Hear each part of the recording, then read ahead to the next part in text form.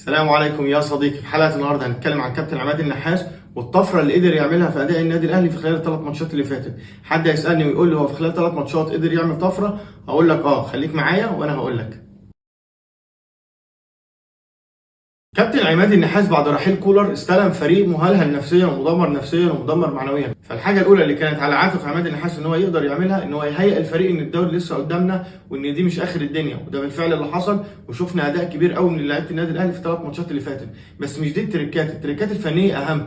اول حاجه والتريكه الاولى اللي قدر يعملها كابتن عماد النحاس ان هو قدر يحرر نص الملعب. يعني ايه قدر يحرر نص الملعب؟ استغنى عن الثنائيه اللي هي كرهتنا اصلا في كولر، وجات فتره كرهتنا في كره القدم اصلا، ثنائيه مروان عطيه واكرم توفيق. قدر يستغنى عن اكرم توفيق ونزل مكانه هنا عمرو السوليه. طب عمرو السوليه عمل ايه في نص الملعب؟ ادى حيويه لنص الملعب، بقى في لاعب كوره يقدر يستلم من خط الدفاع، قدر كمان يطلع بالكوره لنص ملعب الخصم، قدر يوزع كوره يمين وشمال لطاهر بن شرقي امام، قدر يحرر نص الملعب، قدر يخلي لعيب يستلم من ال4 مدافعين وخاصه ثنائي الدفاع ويقدر يوزع الكوره. ده كمان طور مروان عطيه، كمان خلاه بقى يستلم كمان، وشفنا مروان عطيه بيطلع بالكوره بعد ما كنا بنشوفه كوره من رامي ربيعه لمروان عطيه، مروان عطيه لرامي ربيعه وهكذا. بالعكس، لا انا مبسوط جدا ان كابتن عماد النحاس قدر يطور واحد زي مروان عطيه، بقى خلاه كمان ان هو يستلم، وفي سرعه كمان في التحولات بتاع مروان عطيه ان هو يستلم كمان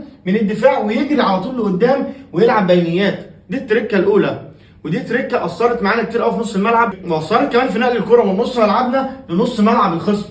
دي التركه الاولى. التركه الثانيه ان هو ادى حريه لامام عاشور. امام عاشور وقت كولر ما كانش بينزل نص الملعب هنا خالص. كابتن عماد النحاس بقى ادى حريه خالص لامام عاشور، بقى نشوفه يمين نشوفه شمال، بقينا نشوف امام عاشور ان هو بينزل يستلم كمان من المدافعين ويطلع هو بالكوره في حاله تعطل عمرو السوليه، او ان عمرو السوليه مش قادر يطلع او ممسوك او مش في يومه اصلا.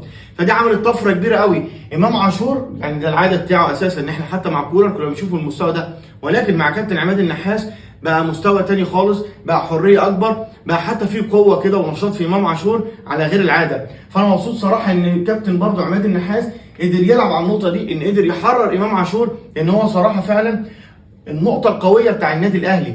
امام عاشور هو اللي بيقدر فعلا يخلق فرص، مهاري، يقدر يوزع يمين شمال، يقدر يسدد على المرمى، فيعتبر هو رمانة ميزان النادي الاهلي. التركه الثالثه برضو اللي عملها كابتن عماد النحاس ان هو حرر هنا وعمل لا مركزيه للثلاثه اللي تحت وسام ابو علي. حد هيقول لي ازاي؟ هقول لك تعالى وانا هقول لك.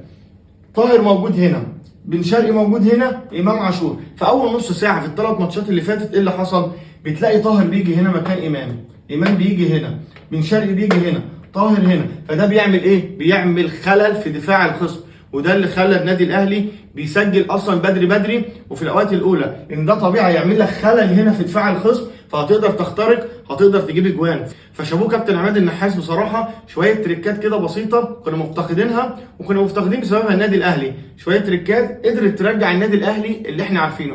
تريكه برضو اخيره عملها كابتن عماد النحاس، وهو نفسيا قدر يرجع وسام ابو علي. دي كانت نقطه مهمه جدا. وسام ابو علي كان هداف الدوري اللي فات كمان في نص موسم، بس جه الموسم ده كولر دمره نفسيا، بقى يطلعه في توقيت بدري قوي. حتى وسام ابو علي ما كانش هو اللي احنا عارفينه خالص، فقدر كابتن عماد النحاس ان هو يهيئه نفسيا يرجع، وقدر يهدف. وخاصه الهدف الاخير اللي عمله من ضربه حره مباشره كان هدف عالمي صراحه. بس برضه زي ما كابتن عماد النحاس قدر يهيئ وسام ابو علي، فاحنا عندنا برضه جراديشار. انا بعيب على كابتن عماد النحاس في جراديشار كان نجم الفريق مع كولر، وحتى الماتشات اللي قبل ما كولر يمشي كان هو نجم الفريق. فما ينفعش دلوقتي ان احنا ننزله نص ساعه ربع ساعه، ننزله اخر تبديل. فزي ما جهزنا وسام ابو علي فلازم برضو نجهز جراديشار، لان وسام ابو علي وارد في اي وقت ان هو يتصاب، فجراديشار لازم يبقى موجود ورجله في الملعب. شويه تريكات بسيطه، وخاصه التريكه بتاع نص الملعب دي بصراحه، لان انا وجود اكرم توفيق مع مروان عطيه كان هيجلطني، فوجود الاثنين دول في نص الملعب كان يعني كارثه.